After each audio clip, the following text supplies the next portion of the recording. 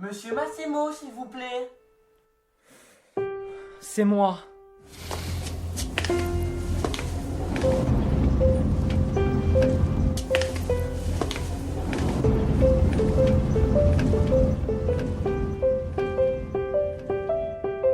Bon, patientez devant la porte. Le médecin va arriver.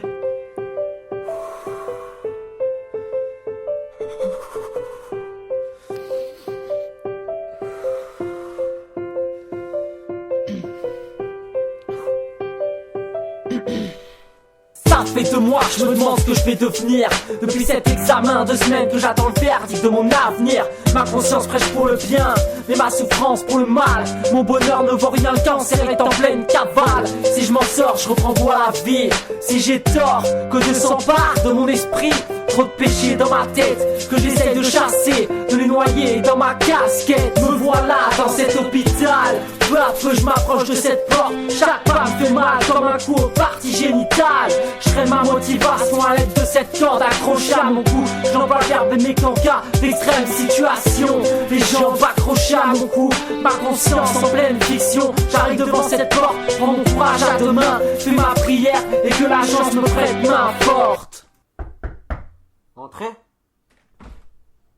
Bonjour. monsieur Massimo. Oui, c'est moi. Asseyez-vous, je vous en prie. J'ai le regret de vous annoncer, monsieur, que les résultats sont négatifs. Je ne pense pas qu'on aurait pu vous soigner. Voyez votre temps passé en soins intensifs. Votre avenir n'est pas tracé, mais se trouve dans la merde. Le cancer a trouvé son patient. Je ne suis pas un alphabète quand il s'agit de lire un examen très important. Je vous prie de m'excuser, mais je ne vous promets que quelques jours là donnent des résultats à pas tarder. C'est les maladies qui courent et les hommes qui l'encourent. Votre cerveau est atteint, j'ai de la peine d'assister à cet entretien. Mais un organe est perdu, un vécu anéanti, un cœur qui ne bat plus et la peine est ressentie.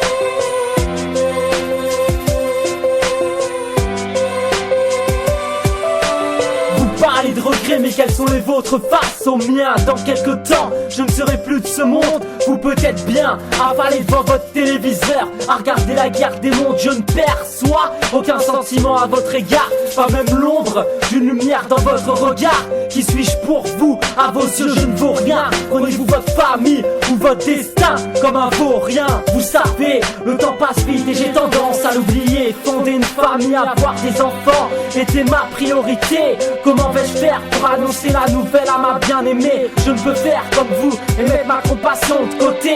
Ne me regardez pas comme ça, la franchise est une qualité. Ne parlez pas tout bas, aucune utilité. Ne soyez pas désolé, ce qui est fait est fait. La cicatrice me fait saigner.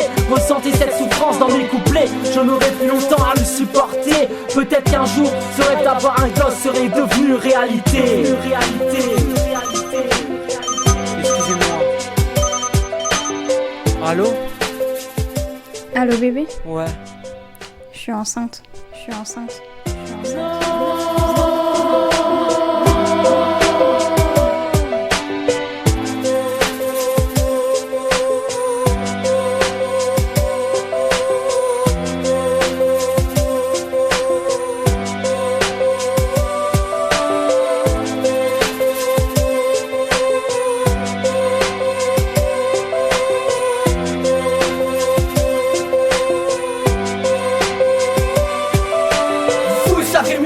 Votre histoire me donne la peine. Ne me croyez pas si vous le voulez, mais votre vécu m'effraie. Je ne l'aurais pas cru, mais c'est vrai, tout peut arriver in extremis. Je vous souhaite le meilleur et vous soutiendrai heure par heure. Je suis triste et pessimiste, mais je soutiendrai votre femme et votre enfant. Je pleure des rivières quand il s'agit de mes parents. Donc je comprends votre époux, je pleure mais serai toujours là pour vous tous. Je tiens à cette conversation comme la prunelle de mes yeux. Je tiens à cette conversation comme ces deux merveilles dans les yeux. La vie est synonyme de défaite pour certains et mon vécu je le regrette jusqu'à la fin.